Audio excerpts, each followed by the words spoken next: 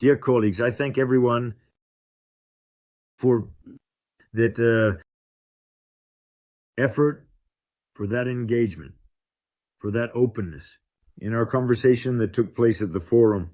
We plan for this to be the next stage of the forum, which we intend to hold very soon, around September 20th. But we can also consider holding it earlier when there are many interested countries, when there will be many interested partners. But the main thing is that you will understand. I think we are ready. We are waiting for your readiness, specific proposals, specific things that are related to what you expect from us and what you want.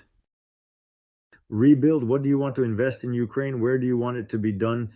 As a result of this work, I believe that the steps we will take together before the next forum will engage you even more, because you will see our integrity, you will see our commitments being fulfilled.